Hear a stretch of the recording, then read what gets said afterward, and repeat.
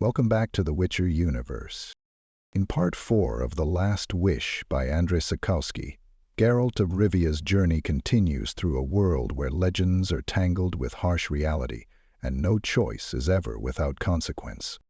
Prepare yourself for new challenges, deeper mysteries, and the timeless question that haunts every Witcher. What truly makes a monster? Share your thoughts and favorite moments in the comments below. And now, the story continues. The Voice of Reason. 4. Let's talk, Iola. I need this conversation. They say silence is golden. Maybe it is, although I'm not sure it's worth that much. It has its price, certainly. You have to pay for it. It's easier for you. Yes, it is. Don't deny it. You're silent through choice. You've made it a sacrifice to your goddess. I don't believe in Melalili, don't believe in the existence of other gods either, but I respect your choice, your sacrifice, your belief. Because your faith and sacrifice, the price you're paying for your silence, will make you a better, a greater being. Or at least it could. But my faithlessness can do nothing. It's powerless. You ask what I believe in? In that case, I believe in the sword. As you can see, I carry two. Every Witcher does. It's said, spitefully, the silver one is for monsters and the iron for humans. But that's wrong, as there are monsters which can be struck down only with a silver blade, so there are those for whom iron is lethal. And Iola, not just any iron, it must come from a meteorite. What is a meteorite, you ask? It's a falling star. You must have seen them short, luminous streaks in the night. You've probably made a wish on one. Perhaps it was one more reason for you to believe in the gods. For me, a meteorite is nothing more than a bit of metal, primed by the sun in its fall, metal to make swords. Yes, of course you can take my sword. Feel how light it... No, don't touch the edge. You'll cut yourself. It's sharper than a razor. It has to be. I train in every spare moment. I don't dare lose my skill. I've come here, this furthest corner of the temple garden, to limber up, to rid my muscles of that hideous, loathsome numbness which has come over me, this coldness flowing through me. And you found me here. Funny, for a few days, I was trying to find you. I need to talk, Iola. Let's sit down for a moment. You don't know me at all, do you? I'm called Geralt. Geralt of... No, only Geralt. Geralt of Nowhere. I'm a Witcher. My home is Kaer Morhen, Witcher's settlement. It was a fortress. Not much remains of it. Kaer Morhen. That's where the likes of me were produced. It's not done anymore. No one lives in Kaer Morhen now. No one but Vesemir. Who's Vesemir? My father. Why are you so surprised? What's so strange about it? Everyone's got a father, and mine is Vesemir. And so what if he's not my real father? I didn't know him or my mother. I don't even know if they're still alive, and I don't much care. Yes, Kaer Morhen. I underwent the usual mutation there through the trial of grasses, and then hormones, herbs, viral infections, and then through them all again and again to the bitter end. Apparently, I took the changes unusually well. I was only ill briefly. I was considered to be an exceptionally resilient brat and was chosen for more complicated experiments as a result. They were worse, much worse, but, as you see, I survived, the only one to live, out of all those chosen for further trials. My hair's been white ever since. Total loss of pigmentation. A side effect, as they say. A trifle. Then they taught me various things, until the day when I left Kaer Morhen and took to the road. I'd earned my medallion, the sign of the Wolf School. I had two swords, silver and iron, and my conviction, enthusiasm, incentive, and faith. Faith that I was needed in a world full of monsters and beasts to protect the innocent. As I left Kaer Morhen, I dreamed of meeting my first monster. I couldn't wait to stand eye to eye with him. And the moment arrived. My first monster, Iola, was bald and had exceptionally rotten teeth. I came across him on the highway where, with some fellow monsters, deserters, he'd stopped a peasant's cart and pulled out a little girl, maybe 13 years old. His companions held her father while the bald man tore off her dress, yelling it was time for her to meet a real man. I rode up and said the time had come for him to... I thought I was very witty. The bald monster released the girl and threw himself at me with an axe. He was slow but tough. I hit him twice. Not clean cuts, but spectacular, and only then did he fall. His gang ran away when they saw what a witch's sword could do to a man. Am I boring you, Ehud? I need this. I really do need it. Where was I? My first noble deed.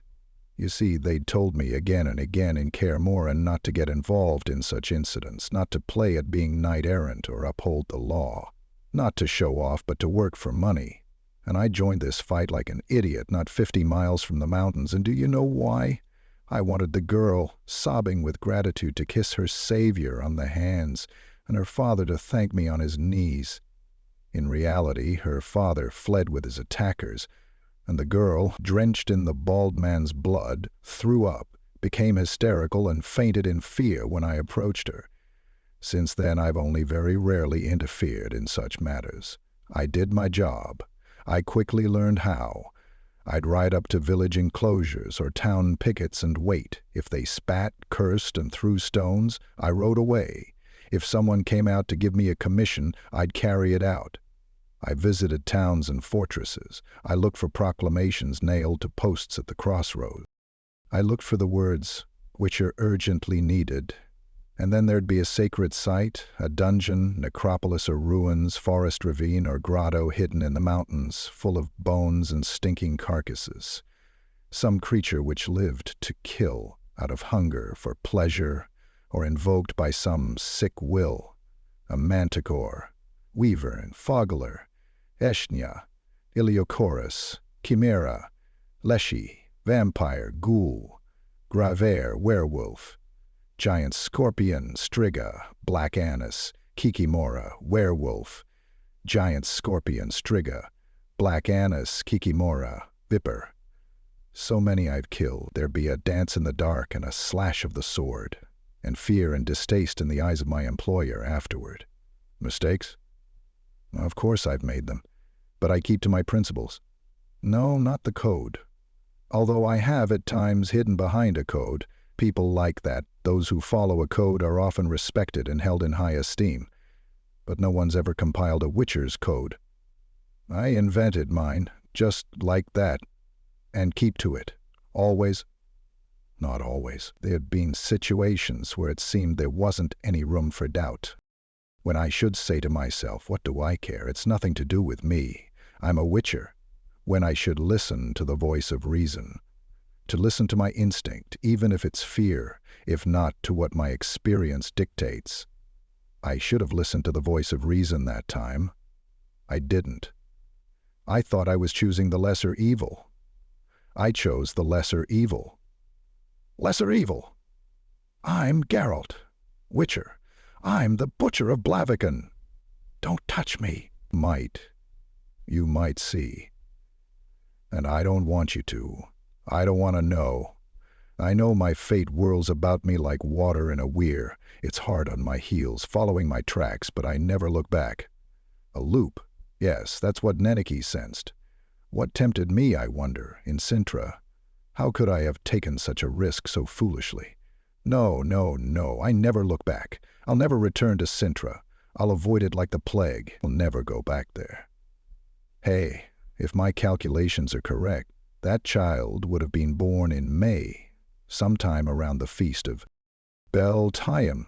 If that's true, it's an interesting coincidence, because Yennefer was also born on Beltane's. Enough of this, we should go. It's already dusk. Thank you for talking to me. Thank you, Iola. No, nothing's wrong. I'm fine. Quite fine. The Witcher had a knife at his throat.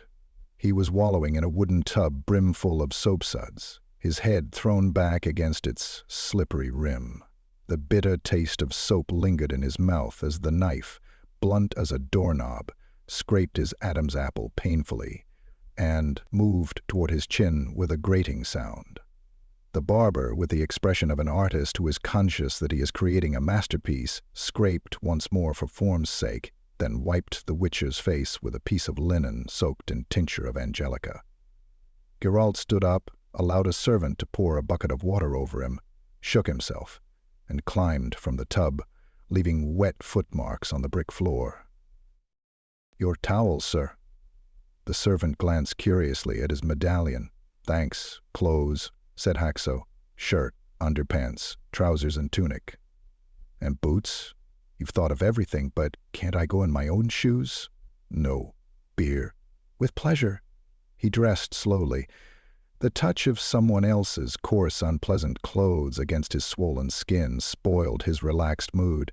"Castellan, yes, Geralt. You don't know what this is all about, do you? Why they need me here? It's not my business," said Haxo, squinting at the servants. "My job is to get you dressed. Dressed up, you mean. Get you dressed and take you to the banquet to the Queen. Put the tunic on, sir, and hide the medallion beneath it. My dagger was here." "It isn't anymore. It's in a safe place like your swords and your possessions. Nobody carries arms where you're going." The Witcher shrugged, pulling on the tight purple tunic. "And what's this?" he asked, indicating the embroidery on the front of his outfit. "Oh yes," said Haxo. "I almost forgot. During the banquet, you will be the Honorable Ravix of Forhorn. As guest of honor, you will sit at the Queen's right hand, such is her wish, and that, on the tunic, is your coat of arms. A bare, passant sable damsel, vested azure, riding him her hair loose and arms raised. You should remember it. One of the guests might have a thing about heraldry. It often happens." "Of course I'll remember it," said Geralt seriously. "And Forhorn wears that." "Far enough, ready. Can we go?" "We can. Just tell me, Haxo, what's this banquet in aid of?" "Princess Pavetta is turning 15, and as is the custom, contenders for her hand have turned up in their dozens. Queen Calanthe wants her to marry someone from Skellige. An alliance with the Islanders would mean a lot to us." "Why them?" "Those they're allied with aren't attacked as often as others." "A good reason, and not the sole one in Sintra. Women can't rule. King Rogner died some time ago, and the Queen doesn't want another husband. Our Lady Calanthe is wise and just, but a king is a king. Whoever marries the princess will sit on the throne, and we want a tough, decent fellow. They have to be found on the islands. They're a hard nation. Let's go." Geralt stopped halfway down the gallery surrounding the small inner courtyard and looked around. "Castellan," he said under his breath. "We're alone. Quickly tell me why the Queen needs a witcher. You of all people must know something." "For the same reasons as everyone else," Haxo grunted. "Sintra is just like any other country. We've got werewolves and basilisks, and a manticore could be found too, if you looked hard enough. So a witcher might also come in useful?" "Don't twist my words, Castellan. I'm asking why the Queen needs a witcher in disguise, as a bare passant with hair loose at that, at the banquet." Haxo also looked around, and even leaned over the gallery balustrade. "Something bad's happening, Geralt," he muttered. "In the castle something's frightening people." "What? What usually frightens people?" "A monster.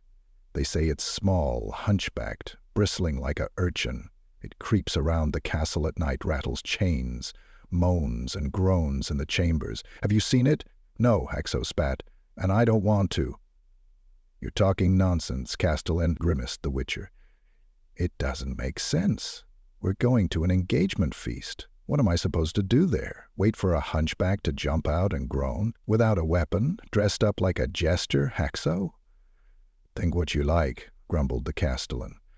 "They told me not to tell you anything but you asked, so I told you.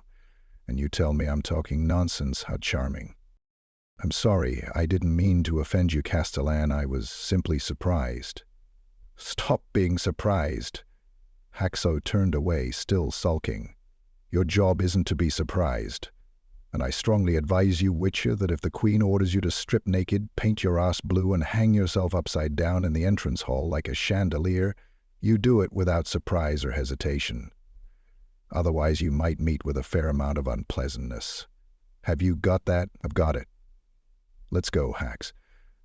Whatever happens, that bath's given me an appetite. Apart from the curt, ceremonious greetings with which she welcomed him as Lord or Four-Horn Queen, Calanthe didn't exchange a single word with the Witcher. The banquet was about to begin, and the guests loudly announced by the herald were gathering. The table was huge, rectangular, and could seat more than 40 men. Calanthe sat at the head of the table on a throne with a high backrest.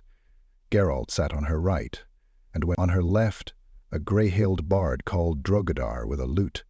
2 more chairs at the head of the table on the queen's left remained empty. To Geralt's right along the table sat Haxo and a voivode whose name he'd forgotten. Beyond them were guests from the Duchy of Atray, the sullen and silent knight Rainfarn and his charge, the chubby 12-year-old Prince Windhelm, one of the pretenders to the princess's hand. Further down were the colorful and motley knights from Sintra and local vassals Baron Eilembert of Tig. Announced the herald. "Kud Kodak," murmured Calanthe, nudging Drogodar. "This will be fun." A thin and whiskered, richly attired knight bowed low, but his lively, happy eyes and cheerful smirk belied his subservience. "Greetings, Kud Kodak," said the queen ceremoniously. Obviously, the Baron was better known by his nickname than by his family name. "We are happy to see you." "And I am happy to be invited," declared Kud Kodak, and sighed. "Oh, well, I'll cast an eye on the princess, if you permit, my queen. It's hard to live alone, ma'am." "Aye, Kud Kodak?" Calanthe smiled faintly, wrapping a lock of hair around her finger. "But you're already married, as we well know." "Ah," the Barrett was miffed. "You know yourself, ma'am, how weak and delicate my wife is, and smallpox is rife in the neighborhood. I bet my belt and sword against a pair of old slippers that in a year I'll already be out of mourning." "Poor man, Kud. But lucky, too." Calanthe's smile grew wider. "Lucky your wife isn't stronger. I hear that last harvest, when she caught you in the haystack with a strumpet, she chased you for almost a mile with a pitchfork but couldn't catch you. You have to feed her better, cuddle her more, and take care that her back doesn't get cold during the night. Then, in a year, you'll see how much better she is."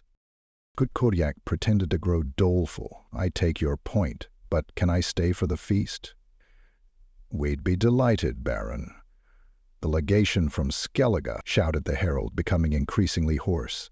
The islanders, 4 of them, in shiny leather doublets trimmed with seal fur and belted with checkered woolen sashes, strode in with a sprightly hollow step.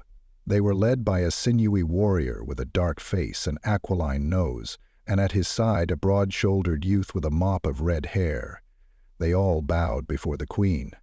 "It is a great honor," said Calanthe, a little flushed, "to welcome such an excellent knight as Aist Tursek of Skellige to my castle again. If it weren't for your well-known disdain for marriage, I'd be delighted to think you're here to court my potetta. Has loneliness got the better of you after all, sir?" "Often enough, beautiful Calanthe," replied the dark-faced islander, raising his glistening eyes to the queen. "But my life is too dangerous for me to contemplate a lasting union. If it weren't for that, Pavetta is still a young girl, an unopened bud, but I can see—" "See what?" "The apple does not fall far from the tree." Eistprisak smiled, flashing his white teeth. "Suffice it to look at you, my queen, to know how beautiful the princess will be when she reaches the age at which a woman can please a warrior. In the meantime, it is young men who ought to court her, such as our King Bran's nephew here, Krak and Crate, who traveled here for exactly that purpose." Krak, bowing his red head, knelt on one knee before the queen. "Who else have you brought, Aist?" A thick-set, robust man with a bushy beard and a strapping fellow with bagpipes on his back knelt by Crotch and Crate. "This is the gallant druid Mousak, who, like me, is a good friend and advisor to King Bran. And this is Drake Bondu, our famous skald, and 30 seamen from Skellige are waiting in the courtyard, burning with hope to catch a glimpse of the beautiful Calanthe of Sintra. Sit down, noble guests. Tursak, sir, sit here." Hyas took the vacant seat at the narrower end of the table, only separated from the queen by Drogodar and an empty chair. The remaining islanders sat together on the left between Marshal Visigurd and the three sons of Lord Strepton, Tinglant Fodcat, and Wieldhill. "That's more or less everyone." The Queen leaned over to the Marshal. "Let's begin, Visigurd." The Marshal clapped his hands. The servants carrying platters and jugs moved toward the table in a long line, greeted by a joyful murmur from the guests. Calanthe barely ate, reluctantly picking at the morsels served her with a silver fork. Drogodar, having bolted his food, kept strumming his lute. The rest of the guests, on the other hand, laid waste to the roast piglets, birds, fish, and mollusks on offer, with the red-hailed Krach and Crate in the lead. Rainfront of Atray reprimanded the young Prince Windhelm severely, even slapping his hand when he reached for a jug of cider. Kud Kudag stopped picking bones for a moment, and entertained his neighbors by imitating the whistle of a mud turtle. The atmosphere grew merrier by the minute. The first toasts were being raised and already becoming less and less coherent. Calanthe adjusted the narrow golden circlet on her curled ash-gray hair and turned to Geralt, who was busy cracking open a huge red lobster. "It's loud enough that we can exchange a few words discreetly. Let us start with courtesies. I'm pleased to meet you." "The pleasure's mutual, Your Majesty. After the courtesies come hard facts. I've got a job for you. So I gathered I'm rarely invited to feasts for the pleasure of my company?" "You're probably not very interesting company, then. What else have you gathered?" "I'll tell you when you have outlined my task, Your Majesty." "Geralt," said Calanthe, her fingers tapping an emerald necklace, the smallest stone of which was the size of a bumblebee. "What sort of task do you expect as a witcher? What? Digging a well, repairing a hole in the roof, weaving a tapestry, of all the positions King Vridank and the beautiful Siron tried on their wedding night? Surely you know what your profession's about." "Yes, I do. I'll tell you what I've gathered, Your Majesty." "I'm curious." "I gathered that, and that, like many others, you've mistaken my trade for an altogether different profession." "Oh?" Calanthe, casually leaning toward the lute-strumming Drogodar, gave the impression of being pensive and absent. "Who, Geralt, makes up this ignorant horde with whom you equate me? And for what profession do those fools mistake your trade?" "Your Majesty," and she Kadesk, calmly, "while I was riding to Sintra, I met villagers, merchants, peddlers, dwarfs, tinkers, and woodcutters. They told me about a black Annis who has its hideout somewhere in these woods, a little house on a chicken claw tripod. They mentioned a chimera nestling in the mountains, Aeschines and Centipedionomorphs. You didn't answer my question." "Your Majesty, I don't doubt that a marriage alliance with Skellige is necessary for Sintra. It's possible, too, that the schemers who want to prevent it deserve a lesson, using means which don't involve you. It's convenient if this lesson were to be given by an unknown lord from Forhorn, who would then disappear from the scene. And now I'll answer your question. You mistake my trade for that of a hired killer. Those others, of whom there are so many, are rulers. It's not the first time I've been called to a court where the problems demand the quick solutions of a sword. But I've never killed people for money, regardless of whether it's for a good or bad cause. And I grow out. The atmosphere at the table was growing more and more lively as the beer diminished. The red-haired Crochan Crate found appreciative listeners to his tale of the battle at Thwith.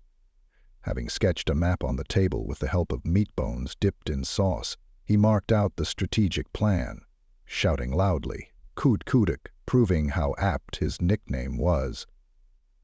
Suddenly cackled like a very real sitting hen, creating general mirth among the guests, and consternation among the servants who were convinced that a bird mocking their vigilance had somehow managed to make its way from the courtyard into the hall. "Thus fate has punished me with too shrewd a witcher." Calanthe smiled, but her eyes were narrowed and angry. "A witcher who, without a shadow of respect, or at the very least of common courtesy, exposes my intrigues and infamous plans. But hasn't fascination with my beauty and charming personality clouded your judgment? Don't ever do that again, Geralt. Don't speak to those in power like that. Few of them would forget your words. Kings, they have all sorts of things at their disposal. daggers, poisons, dungeons, red-hot pokers. There are hundreds, thousands of ways kings can avenge their wounded pride. And you wouldn't believe how easy it is, Geralt, to wound some ruler's pride. Rarely will any of them take words such as "no, I won't," and "never" calmly. But that's nothing. Interrupt one of them or make inappropriate comments, and you'll condemn yourself to the wheel. The Queen clasped her narrow white hands together. And most of the time, the good the Drow courts deal, lightly rested her chin on them. Geralt didn't interrupt, nor did he comment. Kings, continued Calanthe, those they order around and those they buy, because they adhere to the old and banal truth that everyone can be bought. Everyone. It's only a question of price. Don't you agree? I don't need to ask. You're a witcher, after all. You do your job and take the money. As far as you're concerned, the idea of being bought has lost its scornful undertone. The question of your price, too, is clear related, as it is to the difficulty of the task and how well you execute it. And your fame, Geralt, old men at fairs and markets sing of the exploits of the white-haired witcher from Rivia. If even half of it is true, then I wager your services are not cheap. So it would be a waste of money to engage you in such simple trite matters as palace intrigue or murder. Those can be dealt with by other, cheaper hands. "Brack! Brack!" roared Kudak, suddenly, to loud applause. Geralt didn't know which animal he was imitating, but he didn't want to meet anything like it. He turned his head and caught the Queen's venomously green glance. Drogodar, his lowered head and face concealed by his curtain of grey hair, quietly strummed his lute. "Geralt," said Calanthe with a gesture forbidding a servant from refilling her goblet, "I speak and you remain silent. We're at a feast. We all want to enjoy ourselves. Amuse me. I'm starting to miss your pertinent remarks and perceptive comments. I'd also be pleased to hear a compliment or two, homage or assurance of your obedience, in whichever order you choose." "Oh, well, your majesty," said the witcher. "I'm not a very interesting dinner companion. I'm amazed to be singled out for the honor of occupying this place. Indeed, someone far more appropriate should have been seated here. Anyone you wished, it would have sufficed for you to give them the order or to buy them. It's only a question of price." "Go on." Calanthe tilted her head back and closed her eyes, the semblance of a pleasant smile on her lips. "So, I am honored and proud to be sitting by Queen Calanthe of Cintra, whose beauty is surpassed only by her wisdom. I also regard it as a great honor that the Queen has heard of me, and that on the basis of what she has heard does not wish to use me for trivial matters. Last winter, Prince Roberic, not being so gracious, tried to hire me to find a beauty, who, sick of his vulgar advances, had fled the ball, losing a slipper. It was difficult to convince him that he needed a huntsman and not a witcher." The Queen was listening with an enigmatic smile.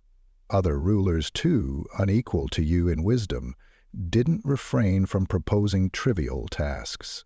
It was usually a question of the murder of a stepson, stepfather, stepmother, uncle, aunt.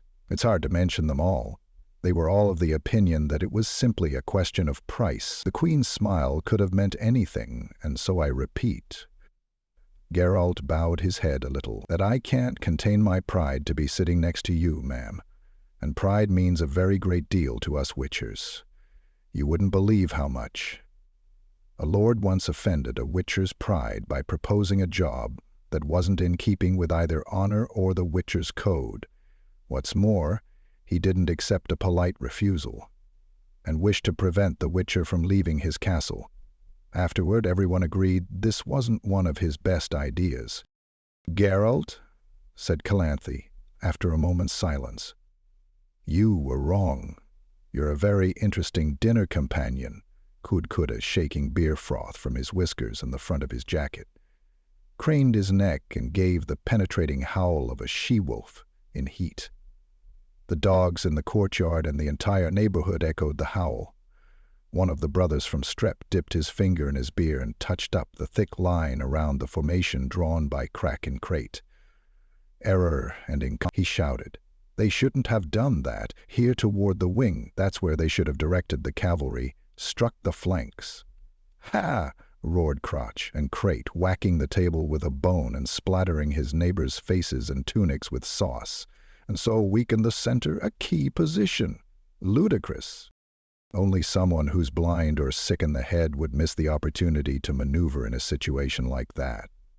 That's it, quite right, shouted Windvalmavetra. Who's asking you, you little snot? Snot your gob or I'll wallop you. Sit on your arse and keep quiet, Cratchia called Aista Tishak, interrupting his conversation with Visigerd. Enough of these arguments, Drogodar, sir. Don't waste your talent. Indeed, your beautiful though quiet tunes should be listened to with greater concentration and gravity. Dragbondu, stop scoffing and guzzling. You're not going to impress anyone here like that. Pump up your bagpipes and delight our ears with decent martial music. With your permission, noble Calanth. Great Wolferekan expletiva. Oh, mother of mine, whispered the queen to Geralt, raising her eyes to the vault for a moment in silent resignation. But she nodded her permission, smiling openly and kindly. Grog Bondu, said Aist, play us the song of the Battle of Hawkbus. It won't leave us in any doubt as to the tactical maneuvers of commanders, or as to who acquired immortal fame there. To the health of the heroic Calanthi of Sindra.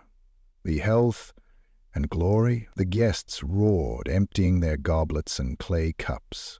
Dragbondu's bagpipes gave out an ominous drone and burst into a terrible, drawn-out, modulated wail. The guests took up the song, beating out a rhythm on the table with whatever came to hand. Kud Kudak was staring avidly at the goat-leather sack, captivated by the idea of adopting its dreadful tones in his own repertoire. Porcebus, said Calanthi, looking at Geralt, my first battle. Although I fear rousing the indignation and contempt of such a proud witcher, I confess that we were fighting for money. Our enemy was burning villages which paid us levies, and we, greedy for our tributes, challenged them on the field. A trivial reason, a trivial battle, a trivial 3,000 corpses pecked to pieces by the crows, and look, instead of being ashamed, I'm proud as a peacock that songs are sung about me, even when sung to such awful music. Again she summoned her parody of a smile, full of happiness and kindness, and answered the toast raised to her by lifting her own empty goblet. Geralt remained silent. Let's go on. Calanthi accepted a pheasant leg offered to her by Drogodar and picked at it gracefully. As I said, you've aroused my interest. I've been told that witches are an interesting caste, but I didn't really believe it. Now I do. When hit, you give a note, which shows you're fashioned of pure steel, unlike these men molded from bird shit, which doesn't in any way change the fact that you're here to execute a task, and you'll do it without being so clever. Geralt didn't smile disrespectfully or nastily, although he very much wanted to. He held his silence. I thought, murmured the queen, appearing to give her full attention to the pheasant's thigh, that you'd say something or smile. No, all the better. Can I consider our negotiations concluded? Unclear tasks, said the witcher dryly, can't be clearly executed. What's unclear? You did, after all, guess correctly. I have plans regarding a marriage alliance with Skelega. These plans are threatened, and I need you to eliminate the threat. But here your shrewdness ends. The supposition that I mistake your trade for that of a hired thug has piqued me greatly. Except, Geralt, that I belong to that select group of rulers who know exactly what witchers do and how they ought to be employed. On the other hand, if someone kills as efficiently as you do, even though not for money, he shouldn't be surprised if people credit him with being a professional in that field. Your fame runs ahead of you, Geralt. It's louder than Dragbondu's accursed bagpipes, and there are equally few pleasant notes in it. The bagpipe player, although he couldn't hear the queen's words, finished his concert. The guests rewarded him with an uproarious ovation, and dedicated themselves with renewed zeal to the remains of the banquet, recalling battles and making rude jokes about womenfolk. Good Kodak was making a series of loud noises, but there was no way to tell if these were yet another animal imitation or an attempt to relieve his overloaded stomach. Ice Tursak leaned far across the table. "Your Majesty," he said, "there are good reasons, I am sure, for your dedication to the Lord from Forhorn, but it's high time we saw Princess Pavetta. What are we waiting for? Surely not for Krak and Krai to get drunk. And even that moment is almost here." "You're right, as usually." Calanthe smiled warmly. Geralt was amazed by her arsenal of smiles. "Indeed, I do have important matters to discuss with the Honorable Ravix. I'll dedicate some time to you too, but you know my principal duty. Then pleasure, Haxo." She raised her hand and beckoned the Castellan. Haxo rose without a word, bowed, and quickly ran upstairs, disappearing into the dark gallery. The Queen turned to the Witcher. "You heard. We've been debating for too long. If Pavetta has stopped preening in front of the looking-glass, she'll be here presently. So prick up your ears, because I won't repeat this. I want to achieve the ends which, to a certain degree, you have guessed. There can be no other solution. As for you, you have a choice. You can be forced to act by my command. I don't wish to dwell on the consequences of disobedience, although obedience will be generously rewarded, or you can render me a paid service. Note that I didn't say I can buy you, because I've decided not to offend your Witcher's pride. There's a huge difference, isn't there? The magnitude of this difference has somehow escaped my notice. And pay greater attention. The difference, my dear Witcher, is that one who is bought is paid according to the buyer's whim, whereas one who renders a service sets his own price. Is that clear? To a certain extent. Let's say, then, that I choose to serve. Surely I should know what that entails? No. Only a command has to be specific and explicit. A paid service is different. I'm interested in the results, nothing more. How you achieve it is your business. Geralt, raising his head, met Mausak's penetrating black gaze. The druid of Scalicha, without taking his eyes from the Witcher, was crumbling bread in his hands and dropping it as if lost in thought. Geralt looked down. There, on the oak table, crumbs, grains of buckwheat, and fragments of lobster shell were moving like ants. They were forming runes which joined up, for a moment, into a word, a question. Mausak waited, without taking his eyes off him. Geralt almost imperceptibly nodded. The druid lowered his eyelids and with a stony face swiped the crumbs off the table. "Honorable gentlemen," called the herald, "Pavetta of Cintra." The guests grew silent, turning to the stairs. Preceded by the castellan and a fair-haired page in a scarlet doublet, the princess descended slowly, her head lowered. The color of her hair was identical to her mother's, grass-gray, but she wore it braided into two thick plaits, which reached below her waist.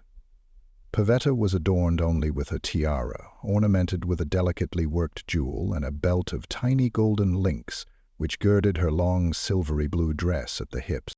Escorted by the page herald castellan and Visigoth, the princess occupied the empty chair between Drugodar and East Tirsic. The knightly islander immediately filled her goblet and entertained her with conversation. Geralt didn't notice her answer with more than a word. Her eyes were permanently lowered, hidden behind her long lashes, even during the noisy toasts raised to her around the table. There was no doubt her beauty had impressed the guests. Rancho Krudek stopped shouting and stared at Pavetta in silence, even forgetting his tankard of beer. Windham of a Tree was also devouring the princess, with his eyes flushing shades of red as though only a few grains in the hourglass separated them from their wedding night. Kutkudak and the brothers from Strept were studying the girl's petite face too, with suspicious concentration. "Aha," said Calanthe quietly, clearly pleased. "And what do you say, Geralt? The girl has taken after her mother. It's even a shame to waste her on that red-hailed lout Kretch. The only hope is that the pup might grow into someone with East Twirsec's class. It's the same blood, after all. Are you listening? Geralt Cintra has to form an alliance with Scalicha, because the interest of the state demands it. My daughter has to marry the right person. Those are the results you must ensure me." "Have to ensure that? Isn't your will alone sufficient for it to happen? Events might take such a turn that it won't be sufficient. What can be stronger than your will? Destiny." "Aha. So I, a poor witcher, am to face down a destiny which is stronger than the royal will. A witcher fighting destiny. What irony. Yes, Geralt. What irony. Never mind, your majesty. It seems the service you demand borders on the impossible. If it bordered on the possible, Calanthe drawled, I would manage it myself. I wouldn't need the famous Geralt of Rivia. Stop being so clever. Everything can be dealt with. It's only a question of price. Bloody hell, there must be a figure on your witcher's price list for work that borders on the impossible. I can guess one, and it isn't low. You ensure me my outcome, and I will give you what you ask. What did you say? I'll give you whatever you ask for. And I don't like being told to repeat myself. I wonder, Witcher, do you always try to dissuade your employers as strongly as you are me? Time is slipping away. Answer yes or no. Yes. That's better. That's better. Geralt, your answers are much closer to the ideal. They're becoming more like those I expect when I ask a question. So, discreetly, stretch your left hand out and feel behind my throne. Geralt slipped his hand under the yellow buhl drapery. Almost immediately he felt a sword secured to the leather-upholstered backrest, a sword well known to him. Your Majesty, he said quietly, not to repeat what I said earlier about killing people. You do realize that a sword alone will not defeat destiny. I do. Calanthe turned her head away. A witcher is also necessary. As you see, I took care of that. Your mage? Not another word, Geralt. We've been conspiring for too long. They're looking at us, and Iced is getting angry. Talk to the Castellan. Have something to eat. Drink, but not too much. I want you to have a steady hand. He obeyed. The Queen joined a conversation between Iced Vizigerd and Mousak with Pavetta's silent and dreamy participation. Drugodar had put away his lute and was making up for his lost eating time. Haxo wasn't talkative. The voivode with the hard-to-remember name, who must have heard something about the affairs in Baylor. Problems of Four-Horn politely asked whether the mares were foaling well. Geralt answered yes, much better than the stallions. He wasn't sure if the joke had been well taken, but the voivode didn't ask any more questions. Mousak's eyes constantly sought the witches, but the crumbs on the table didn't move again. Bredekrite was becoming more and more friendly with the two brothers from Strept. The third, the youngest brother, was paralytic, having tried to match the drinking speed imposed by Dreg Bondu. The Skald had emerged from it unscathed. The younger and less important lords gathered at the end of the table. Tipsy started singing a well-known song, out of tune, about a little goat with horns and a vengeful old woman with no sense of humor. A curly-haired servant and a captain of the guards wearing the gold and blue of Sintra ran up to Vizigerd. The marshal, frowning, listened to their report, rose and leaned down from behind the throne to murmur something to the Queen. Calanthe glanced at Geralt and answered with a single word. Vizigerd leaned over even further and whispered something more. The Queen looked at him sharply and, without a word, slapped her armrest with an open palm. The marshal bowed and passed the command to the captain of the guards. Geralt didn't hear it, but he did notice that Mousak wriggled uneasily and glanced at Pavetta. The princess was sitting motionless, her head lowered. Heavy footsteps, each accompanied by the clang of metal striking the floor, could be heard over the hum at the table. Everyone raised their heads and turned. The approaching figure was clad in armor of iron sheets and leather treated with wax. His convex, angular black and blue breastplate overlapped a segmented apron and short thigh pads. The armor-plated brassards bristled with sharp steel spikes, and the visor, with its densely grated screen extending out in the shape of a dog's muzzle, was covered with spikes like a conquered casing. Clattering and grinding, the strange guest approached the table and stood motionless in front of the throne.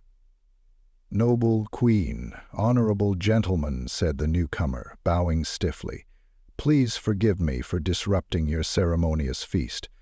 I am Urchin of Erlenwald." "Greetings, Urchin of Erlenwald," said Calanthe slowly. "Please take your place at the table. In Sintra we welcome every guest." "Thank you, Your Majesty." Urchin of Erlenwald bowed once again and touched his chest with a fist clad in an iron gauntlet. "But I haven't come to Sintra as a guest, but on a matter of great importance and urgency. If Your Majesty permits, I will present my case immediately without wasting your time." "Urchin of Erlenwald," said the Queen sharply, "a praiseworthy concern about our time does not justify lack of respect, and such is your speaking to us from behind an iron trellis. Remove your helmet and we'll endure the time wasted while you do." "My face." "Your Majesty must remain hidden for the time being, with your permission." An angry ripple, punctuated here and there with the odd curse, ran through the gathered crowd.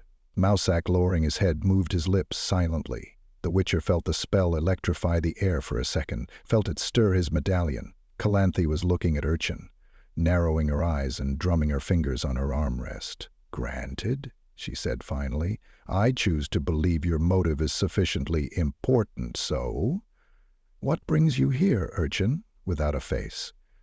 "Thank you," said the newcomer, "but I'm unable to suffer the accusation of lacking respect, so I explain that it is a matter of a knight's vows. I am not allowed to reveal my face before midnight strikes." Calanthe, raising her hand perfunctorily, accepted his explanation. Urchin advanced, his spiked armor clanging. 15 years ago," he announced loudly, "your husband, King Regner, lost his way while hunting in Erlenwald. Wandering around the pathless tracts, he fell from his horse into a ravine and sprained his leg. He lay at the bottom of the gully and called for help, but the only answer he got was the hiss of vipers and the howling of approaching werewolves. He would have died without the help he received." "I know what happened," the Queen affirmed. "If you know it too, then I guess you are the one who helped him." "Yes. It is only because of me he returned to you in one piece and well." "I am grateful to you, then, Urchin of Erlenwald. That gratitude is none the lesser for the fact that Rogner, gentleman of my heart and bed, has left this world. Tell me if the implication that your aid was not disinterested does not offend another of your knightly vows, how I can express my gratitude." "You well know my aid was not disinterested. You know, too, that I have come to collect the promised reward for saving the king's life." "Oh, yes," Calanthe smiled, but green sparks lit up her eyes. "So you found a man at the bottom of a ravine, defenseless, wounded, at the mercy of vipers and monsters, and only when he promised you a reward did you help. And if he didn't want to or couldn't promise you something, you'd have left him there, and to this day I wouldn't know where his bones lay. How noble!" "No doubt your actions were guided by a particularly chivalrous vow at the time." The murmur around the hall grew louder. "And today you come for your reward, Urkion," continued the Queen, smiling even more ominously. "After 15 years. No doubt you are counting the interest accrued over this period. This isn't the dwarves' bank, Urkion. You say Rogner promised you a reward? Ah, well, it would be difficult to get him to pay you. It would be simpler to send you to him, into the other world, to reach an agreement over who owes what. I loved my husband too dearly, Urchin, to forget that I could have lost him then 15 years ago, if he hadn't chosen to bargain with you. The thought of it arouses rather ill feeling toward you, masked newcomer. Do you know that here in Sintra, in my castle, and in my power, you are just as helpless and exposed to death as Rogner was then at the bottom of the ravine? What will you propose? What price, what reward will you offer if I promise you will leave here alive?" The medallion on Geralt's neck twitched. The Witcher caught Mousak's clearly uneasy gaze. He shook his head a little and raised his eyebrows questioningly. The Druid also shook his head and with a barely perceptible move of his curly beard indicated Urchin. Geralt wasn't sure. "Your words, your Majesty," called Urchin, calculated to frighten me.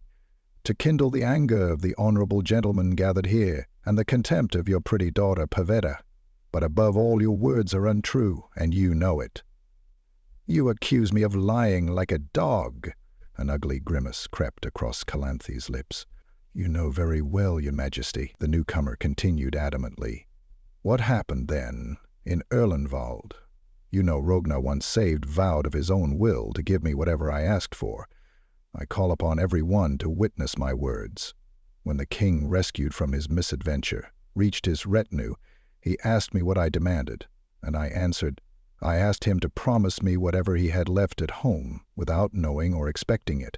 The king swore it would be so, and on his return to the castle he found you, Calanthe, in labor. Yes, Your Majesty, I waited for 15 years, and the interest on my reward has grown. Today I look at the beautiful Pavetta and see that the wait has been worth it. Gentlemen and knights, some of you have come to Sintra to ask for the princess's hand. You have come in vain. From the day of her birth, by the power of the royal oath, the beautiful Pavetta has belonged to me." An uproar burst forth among the guests. Some shouted, someone swore, someone else thumped his fist on the table and knocked the dishes over. Wieldhill of Strept pulled a knife out of the roast lamb and waved it about. Krachenkreet, bent over, was clearly trying to break a plank from the table trestle. "That's unheard of," yelled Visegerd. "What proof?" "The queen's face," exclaimed Urchin, extending his hand, "is the best proof." Pavetta sat motionless, not raising her head. The air was growing thick with something very strange. The Witcher's medallion was tearing at its chain under the tunic. He saw the queen summon a page and whisper a short command. Geralt couldn't hear it, but he was puzzled by the surprise on the boy's face and the fact that the command had to be repeated. The page ran toward the exit. The uproar at the table continued as Aestertuzik turned to the queen. "Calanthe," he said calmly, "is what he says true? And if it is—" The queen muttered through her teeth, biting her lips and picking at the green sash on her shoulder. "So what, if what he says is true?" Hist frowned. "Then the promise will have to be kept. Is that so? Or am I to understand," the islander asked grimly, "that you treat all promises this lightly, including those which have etched themselves so deeply in my memory?" Geralt, who had never expected to see Calanthe blush deeply with tears in her eyes and trembling lips, was surprised. "Ist," whispered the queen. "This is different. Is it really?" "Oh, you son of a bitch," Krachenkreet yelled unexpectedly, jumping up. "The last fool who said I'd acted in vain was pinched apart by crabs at the bottom of Alenker Bay. I didn't sail here from Skellig to return empty-handed. A suitor has turned up, some son of a trollop. Someone bring me a sword and give that idiot some iron. We'll soon see who—" "Maybe you could just shut up, Cratch," I snapped scathingly, resting both fists on the table. "Drug Bondu, I render you responsible for his future behavior." "And are you going to silence me too, Tershak?" shouted Rainfarn of Atre, standing up. "Who is going to stop me from washing the insult thrown at my prince away with blood? And his son Windhelm, the only man worthy of Pavetta's hand and bed. Bring the swords. I'll show that urchin, or whatever he's called, how we of Atre take revenge for such abuse. I wonder whether anybody or anything can hold me back." "Yes, regard for good manners," said Istwisik calmly. "It is not proper to start a fight here or challenge anyone without permission from the lady of the house. What is this? Is the throne room of Sintra an inn where you can punch each other's heads and stab each other with knives as the fancy takes you?" Everybody started to shout again, to curse and swear and wave their arms about, but the uproar suddenly stopped, as if cut by a knife, at the short, furious roar of an enraged— "Yes," said Kudkudak, clearing his throat and rising from his chair. "Eist has it wrong. This doesn't even look like an inn anymore. It's more like a zoo. So a bison should be at home here. Honorable Calanthe, allow me to offer my opinion." "A great many people, I see," said Calanthe in a drawling voice, "have an opinion on this problem and are offering it, even without my permission. Strange that you aren't interested in mine, and in my opinion this bloody castle will sooner collapse on my head than I give my Pavetta to this crank." "I haven't the least intention." "Rogna's oath." Urchin began, but the queen silenced him, banging her golden goblet on the table. Rogenair's oath means about as much to me as last year's snows. And as for you, Urchin, I haven't decided whether to allow Cratch or Rainfarn to meet you outside, or to simply hang you. You're greatly influencing my decision with your interruption. Geralt, still disturbed by the way his medallion was quivering, looked around the hall. Suddenly he saw Pavetta's eyes, emerald green like her mother's. The princess was no longer hiding them beneath her long lashes. She swept them from Mousesack to the Witcher, ignoring the others. Mousesack, bent over, was wriggling and muttering something. Kudak, still standing, cleared his throat meaningfully. "Speak." The queen nodded, "But be brief, as you command. Your Majesty, noble Calanthe, and you knights. Indeed, Urchin of Erlenwald made a strange request of King Rogner, a strange reward to demand when the king offered him his wish. But let us not pretend we've never heard of such requests, of the law of surprise as old as humanity itself, of the price a man who saves another can demand of the granting of a seemingly impossible wish. You'll give me the first thing that comes to greet you. It might be a dog, you'll say, a halberdier at the gate, even a mother-in-law, impatient to holler at her son-in-law when he returns home.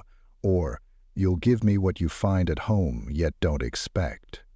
After a long journey, honorable gentlemen, and an unexpected return. This could be a lover in the wife's bed, but sometimes it's a child marked out by destiny.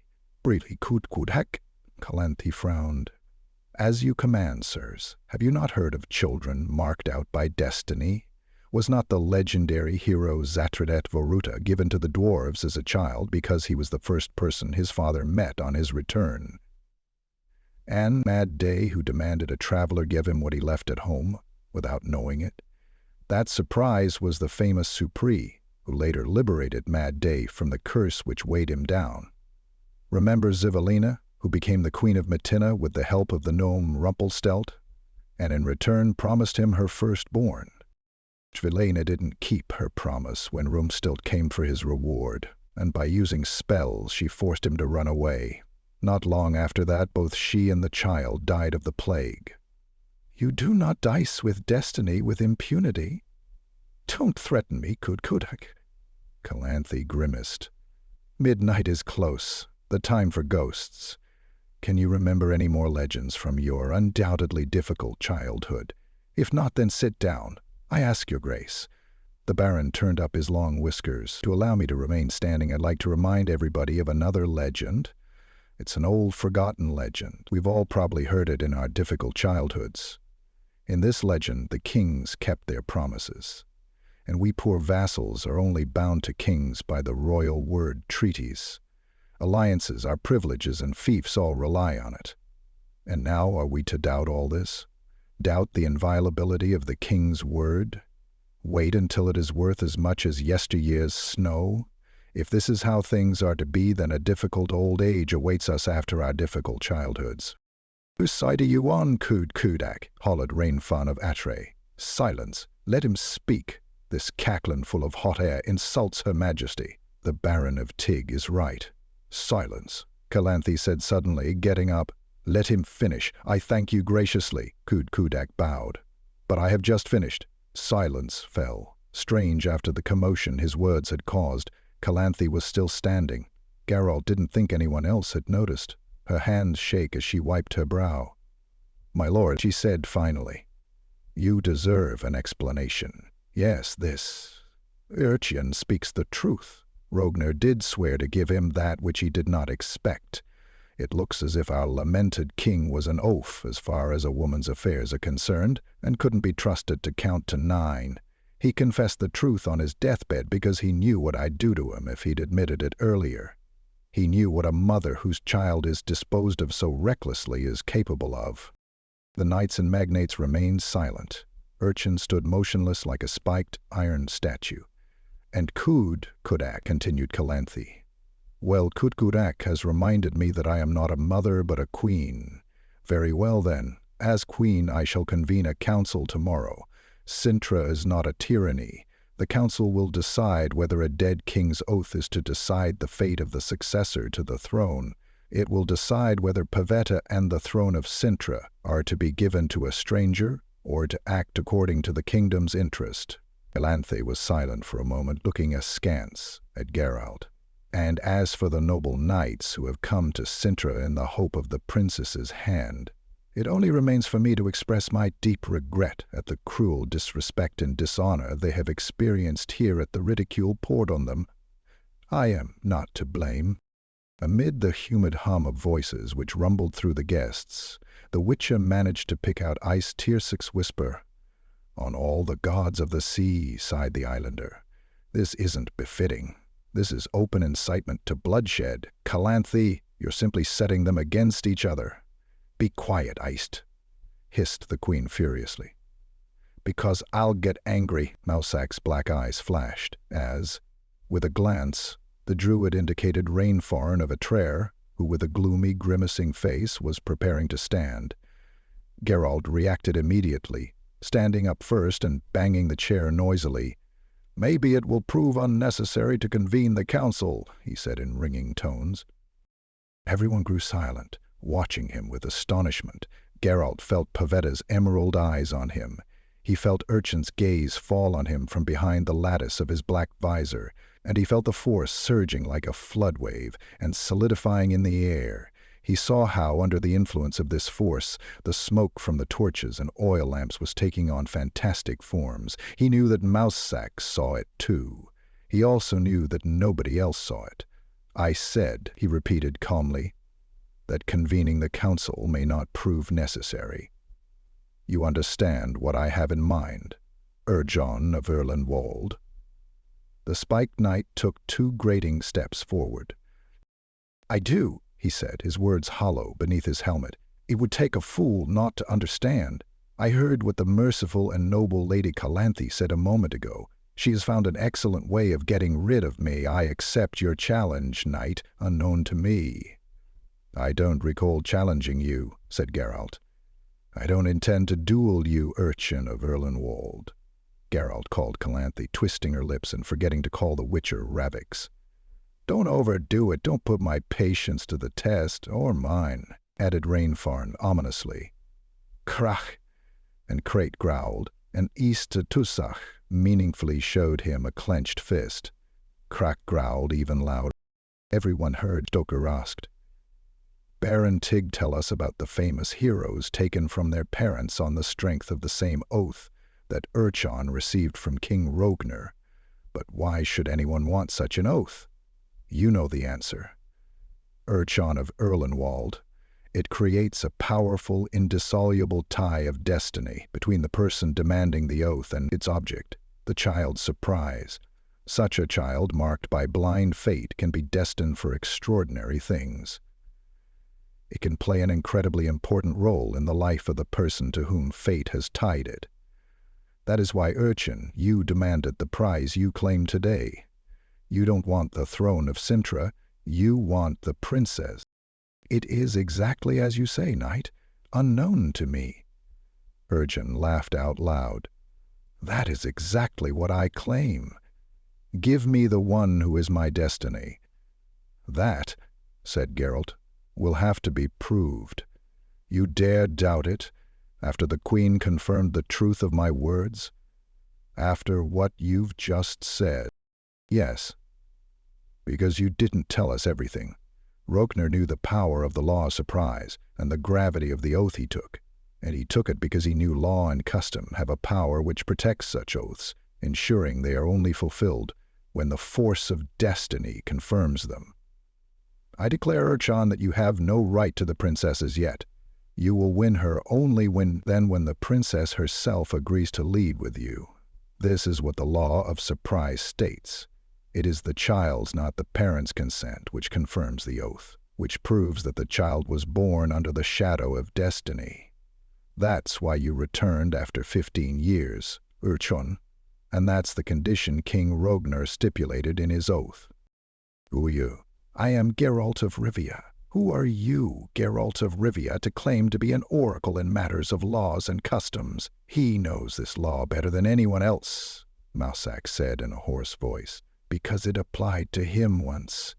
He was taken from his home because he was what his father hadn't expected to find on his return, because he was destined for other things, and by the power of destiny he became what he is. And what is he?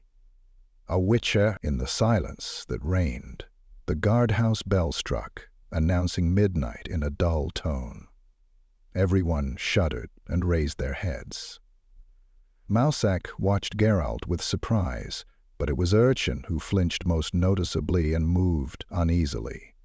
His hands, clad in their armor gauntlets, fell to his sides lifelessly, and the spiked helmet swayed unsteadily.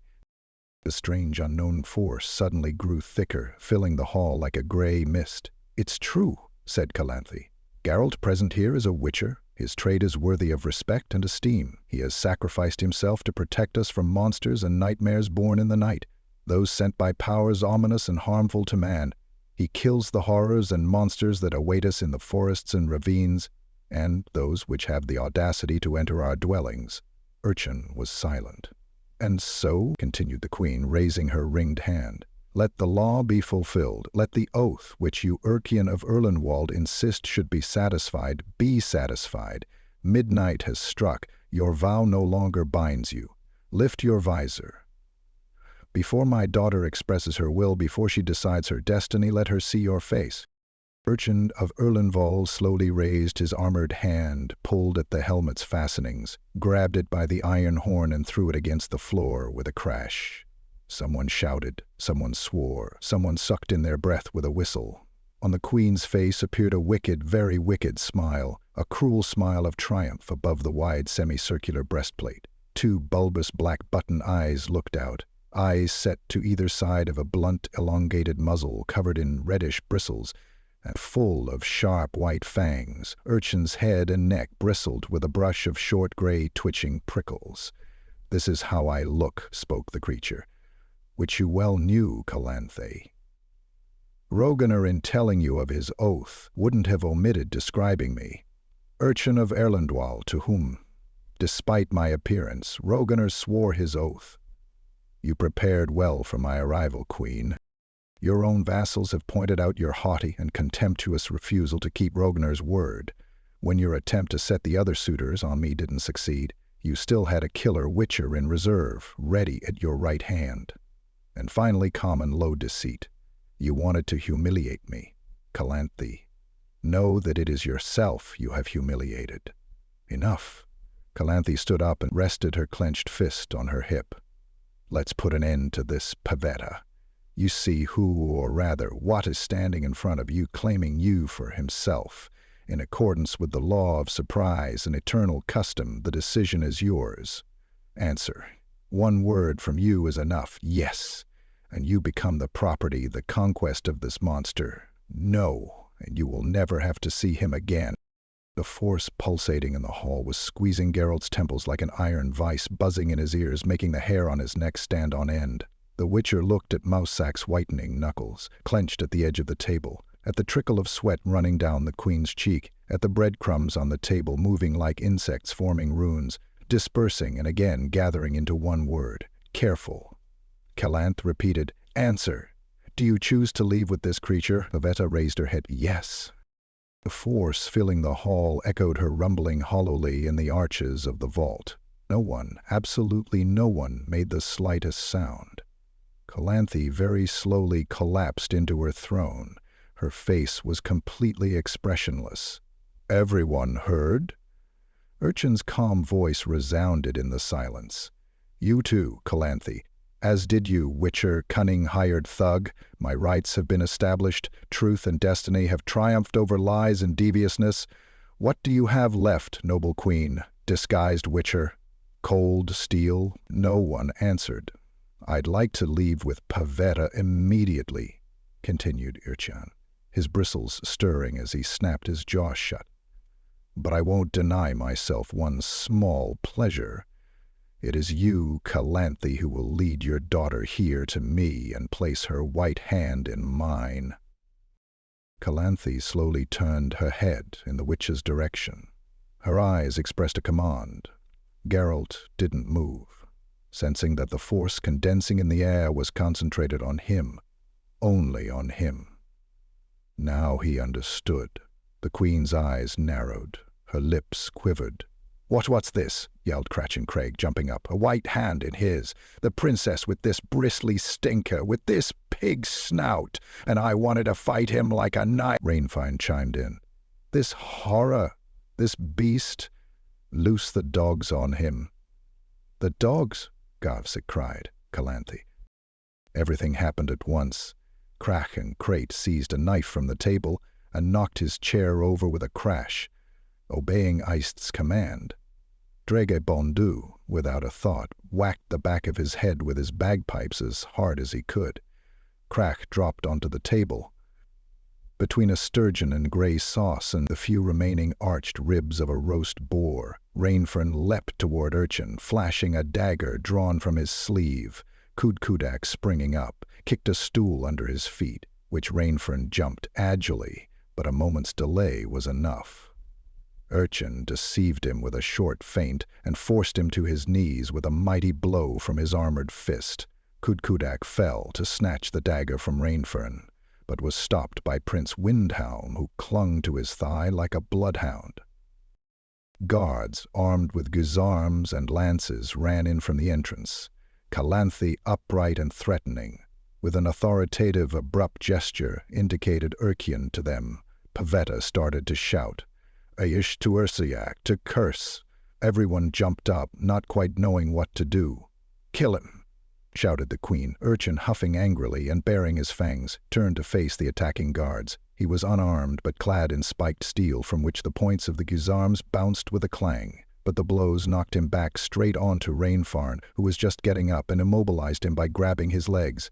Urchin let out a roar, and with his iron elbow guards deflected the blades aimed at his head.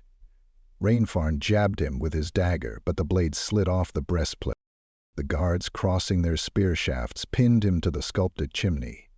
Rainfarn, who was hanging onto his belt, found a chink in the armor and dug the dagger into it. Urshan curled up. "Done, Yahi." Pavetta shrilled as she jumped onto the chair. The Witcher, sword in hand, sprang onto the table and ran toward the fighting men, knocking plates, dishes, and goblets all over the place. He knew there wasn't much time. Pavetta's cries were sounding more and more unnatural. Rainfarn was raising his dagger to stab again. Geralt cut, springing from the table into a crouch. Rainfarn wailed and staggered to the wall. The Witcher spun, and with the center of his blade slashed a guard who was trying to dig the sharp tongue of his lance between Urkian's apron and breastplate. The guard tumbled to the ground, losing his helmet. More guards came running in from the entrance. "This is not befitting," roared Urzhitsuch. Grabbing a chair, he shattered the unwieldy piece of furniture against the floor with great force, and with what remained in his hand threw himself at those advancing on Urchin. Urchin, caught by two Gyosvam hooks at the same time, collapsed with a clang, cried out, and huffed as he was dragged along the floor. A third guard raised his lance to stab down, and Geralt cut him in the temple with the point of his sword. Those dragging Urchin stepped back quickly, throwing down their guisarmes, while those approaching from the entrance backed away from the remnants of chair brandished by Eist like the magic sword Balmur in the hand of the legendary Zatreta Voruta. Pavetta's cries reached a peak and suddenly broke off. Geralt, sensing what was about to happen, fell to the floor, watching for a greenish flash. He felt an excruciating pain in his ears, heard a terrible crash, and a horrifying wail ripped from numerous throats. And then the princess's even, monotonous, and vibrating cry.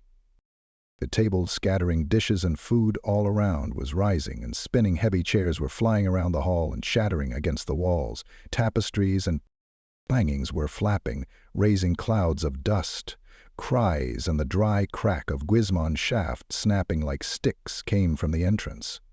The throne, with Calanthe sitting on it, sprang up and flew across the hall like an arrow, smashing into the wall with a crash and falling apart. The Queen slid to the floor like a ragged puppet. Aistia Tirsak, barely on his feet, threw himself toward her, took her in his arms and sheltered her from the hail pelting against the walls and floor. with his body. Geralt, grasping the medallion in his hand, slithered as quickly as he could toward Mousesack, miraculously still on his knees, who was lifting a short hawthorn wand with a rat's skull affixed to the tip. On the wall behind the druid, a tapestry depicting the siege and fire of Fortress Ortigar was burning with very real flames. Pavetta wailed. Turning round and round, she lashed everything and everybody with her cries as if with a whip. Anyone who tried to stand tumbled to the ground or was flattened against the wall. An enormous silver sauceboat in the shape of a many-oared vessel with an upturned bow came whistling through the air in front of Geralt's eyes, and knocked down the voivode with the hard-to-remember name just as he was trying to dodge it. Plasta rained down silently as the table rotated beneath the ceiling, with Cratch and Crat flatten on it and throwing down vile curses. Geralt crawled to Mousesack, and they hid behind the heap formed by Fodcat of Strept, a barrel of beer, Drogadar, a chair, and Drogadar's loot. "It's pure, primordial force," the druid yelled over the racket and clatter. "She's got no control over it." "I know," Geralt yelled back. A roast pheasant with a few striped feathers still stuck in its rump fell from nowhere and thumped him in the back. "She has to be restrained. The walls are starting to crack. I can see." "Ready?" "Yes." 1, 2, now. They both hit her simultaneously. Geralt with the sign of Odd, and Mousesack with a terrible three-staged curse, powerful enough to make the floor melt. The chair on which the princess was standing disintegrated into splinters. Pavetta barely noticed. She hung in the air within a transparent green sphere. Without ceasing to shout, she turned her head toward them, and her petite face shrunk into a sinister grimace. "By all the demons!" roared Mousesack. "Careful!" shouted the Witcher, curling up. "Block her, Mousesack! Block her, or it's the end of us!" The table thudded heavily to the ground, shattering its trestle and everything beneath it. Cratch, who was lying on the table, was thrown into the air. A heavy rain of plates and remnants of food fell. Crystal carafes exploded as they hit the ground. The cornice broke away from the wall, rumbling like thunder, making the floors of the castle quake. "Everything's letting go!" Mousesack shouted, aiming his wand at the princess. "The whole force is going to fall on us!" Geralt, with a blow of his sword, deflected a huge double-pronged fork, which was flying straight at the druid. "Block it, Mousesack!" Emerald eyes sent 2 flashes of green lightning at them. They coiled into blinding, whirling funnels, from the centers of which the force, like a battering ram which exploded the skull, put out the eyes and paralyzed the breath, descended on them. Together with the force, glass, majolica, platters, candlesticks, bones, nibbled loaves of bread, planks, slats, and smoldering firewood from the hearth poured over them. Crying wildly like a great capercaillie, Castellan Haxo flew over their heads. The enormous head of a boiled carp splattered against Geralt's chest, on the bare passant sable and damsel of Forehorn. Through Mousesack's wall-shattering curses, through his own shouting and the wailing of the wounded, the din, clatter, and racket, through Pavetta's wailing, the Witcher suddenly heard the most terrible sound. It stopped, and clutching his neck, Robespierre strangling Drake Bondu's bagpipes with his hands, while with his head thrown back he shouted over the monstrous sounds emerging from the bag, wailed and roared, cackled and croaked, bawled and squawked in a cacophony of sounds made by all known, unknown, domestic, wild, and mythical animals. Pavetta fell silent, horrified, and looked at the Baron with her mouth agape. The force eased off abruptly. "Now!" yelled Mousesack, waving his wand. "Now, Witcher!" They hit her. The greenish sphere surrounding the princess burst under their blow like a soap bubble, and the vacuum instantly sucked in the force, raging through the room. Pavetta flopped heavily to the ground and started to weep. After the pandemonium, a moment's silence rang in their ears. Then, with difficulty, laboriously, voices started to break through the rubble and destruction, through the broken furniture and the inert bodies. "Wachabashi bed regmalan quach," spat Krakenkrate, spraying blood from his bitten lip. "Control yourself, Cratch," said Mousak with effort, shaking buckwheat from his front.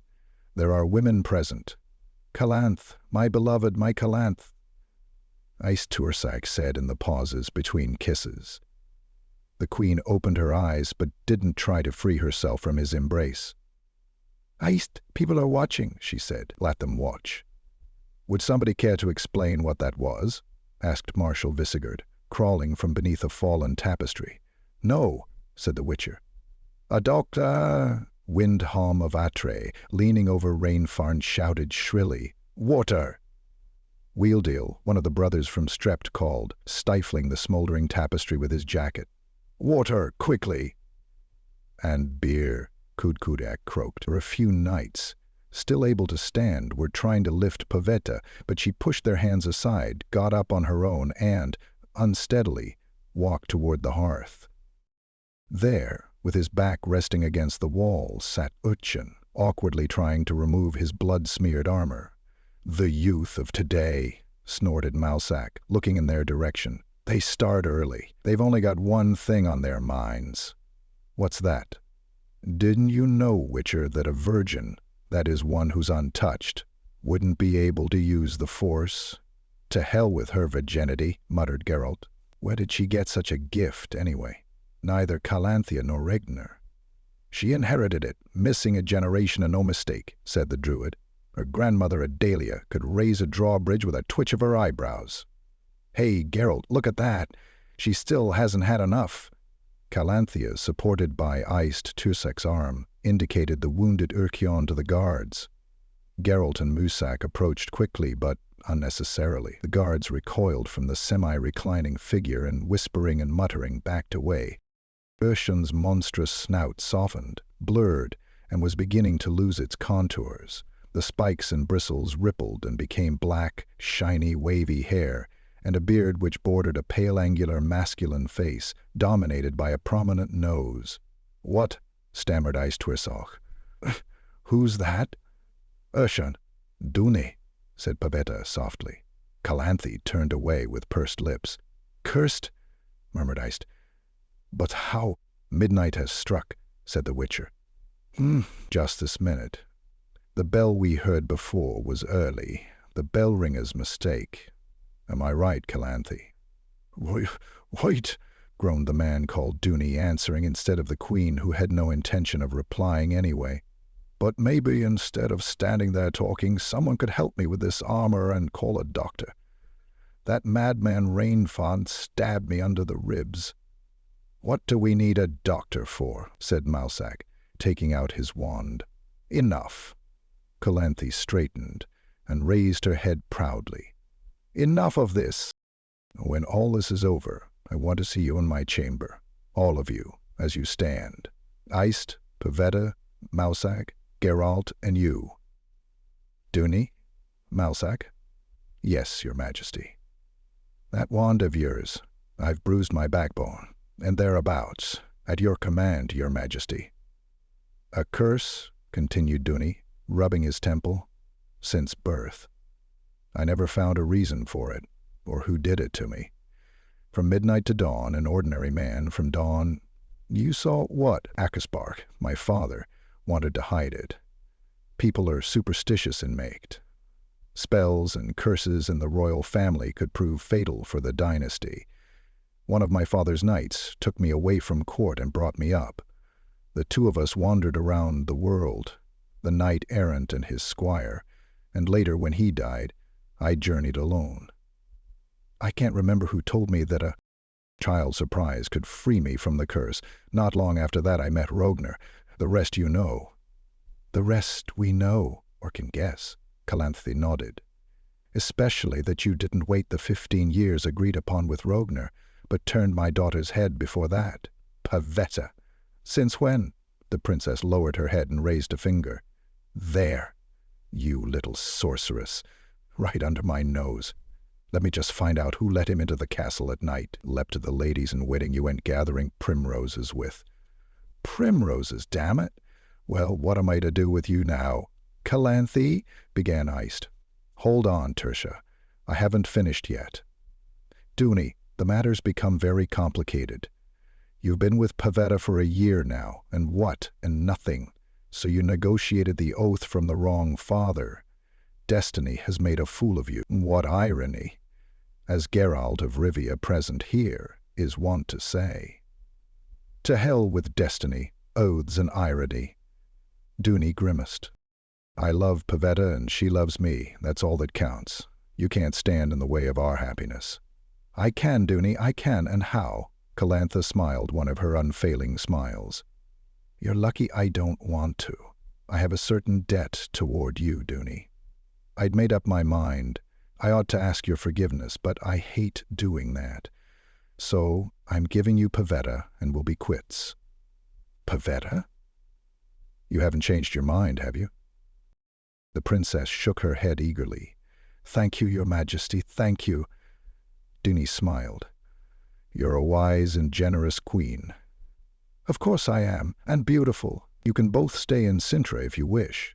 The people here are less superstitious than the inhabitants of Mecht, and adjust to things quicker. Besides, even as urchin, you were quite pleasant. But you can't count on having the throne just yet. I intend to reign a little longer beside the new king of Sintra. The noble Eist Tursach of Skellige has made me a very interesting proposition. Calanthe? Yes, Eist, I accept. I've never before listened to a confession of love while lying on the floor amidst fragments of my own throne, but how did you put it, Dooney? This is all that counts, and I don't advise anyone to stand in the way of my happiness. And you? What are you staring at? I'm not as old as you think. Today's youth, muttered Mousak. The apple doesn't fall far. What are you muttering, sorcerer? Nothing, ma'am. Good, while we're at it. I've got a proposition for you, Mousak. Pavetta's going to need a teacher. She ought to learn how to use her gift. I like this castle, and I'd prefer it to remain standing. It might fall apart at my talented daughter's next attack of hysteria. How about it, Druid? I'm honored. I think. The queen turned her head toward the window. It's dawn. Time to... She suddenly turned to where Pavetta and Uli were whispering to each other, holding hands, their foreheads all but touching. Uli? Yes, your majesty. Do you hear? It's dawn. It's already light. And you... Geralt glanced at Mousak and both started laughing. And why are you so happy, sorcerers? Can't you see? We can, Geralt assured her. We were waiting until you saw for yourself, snorted Mousak. I was wondering when you'd catch on. To what? That you've lifted the curse. It's you who's lifted it, said the Witcher. The moment you said I'm giving you Pavetta, destiny was fulfilled. Exactly, confirmed the Druid. Oh, gods, said Dooney slowly. So, finally. Damn, I thought I'd be happier that some sort of trumpets would play or... Force of habit, your majesty. Thank you. Pavetta, do you hear? Meh, said the princess without raising her eyes. And so, sighed Calanthe, looking at Geralt with tired eyes. All's well that ends well. Don't you agree, Witcher? The curse has been lifted, 2 weddings are on their way. It'll take about a month to repair the throne room. There are 4 dead, countless wounded, and Rainfarn of Atra is half dead. Let's celebrate. Do you know? But now I have to do you justice. I demanded a result and got one. Sintra is allied to Skellige. My daughter's marrying the right man.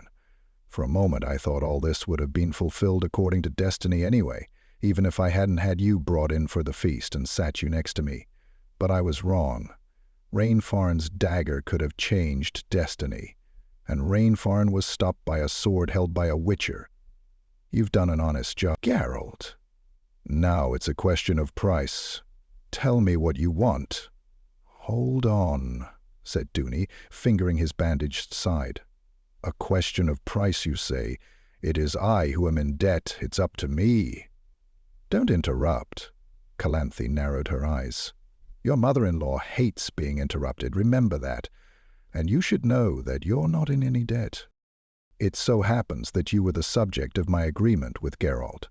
I said we're quits, and I don't see the sense of my having to endlessly apologize to you for it. But the agreement still binds me. Well, Geralt, your price. Very well, said the Witcher. I ask for your green sash, Calanthe. May it always remind me of the color of the eyes of the most beautiful queen I have ever known. Calanthe laughed and unfastened her emerald necklace. This trinket, she said, has stones of the right hue. Keep it and the memory. May I speak? Asked Duny modestly. But of course, son-in-law, please do, please do. I still say I am in your debt, Witcher. It is my life that Rainfarn's dagger endangered. I would have been beaten to death by the gods without you. If there's talk of a price, then I should be the one to pay. I assure you I can afford it. What do you ask, Geralt? Done, said Geralt slowly. A Witcher who is asked such a question has to ask to have it repeated. I repeat, therefore, because you see, I am in your debt for still another reason. When I found out who you were, there in the hall, I hated you and thought very badly of you. And I took you for a blind, bloodthirsty tool, for someone who kills coldly and without question, who wipes his blade clean of blood and counts the cash. But I've become convinced that the Witcher's profession is worthy of respect. You protect us not only from the evil lurking in the darkness, but also from that which lies within ourselves. It's a shame there are so few of you. Calanthe smiled. For the first time that night, Geralt was inclined to believe it was genuine. My son-in-law has spoken well. I have to add 2 words to what he said. Precisely 2. Forgive, Geralt. And I, said Duny, ask again. What do you ask for? Duny, said Geralt seriously. Calanthe, Pavetta. And you, righteous knight Tirshak, future king of Sin, in order to become a Witcher, you have to be born in the shadow of destiny, and very few are born like that. That's why there are so few of us. We're growing old, dying, without anyone to pass our knowledge, our gifts, on to. We lack successors. And this world is full of evil, which waits for the day none of us are left. Geralt, whispered Calanthe. Yes, you're not wrong, Queen. Duny, you will give me that which you already have, but do not know. I'll return to Cintra in 6 years, to see if destiny has been kind to me. Pavetta? Duny opened his eyes wide. Surely you're not... Pavetta? Exclaimed Calanthe. Are you... Thank you for listening to The Last Wish, Part 4. If you enjoyed this audiobook, don't forget to subscribe, leave a comment, and share your reflections on Geralt's path. New chapters are on their way. And remember, in this world, neutrality is often the deadliest choice of all.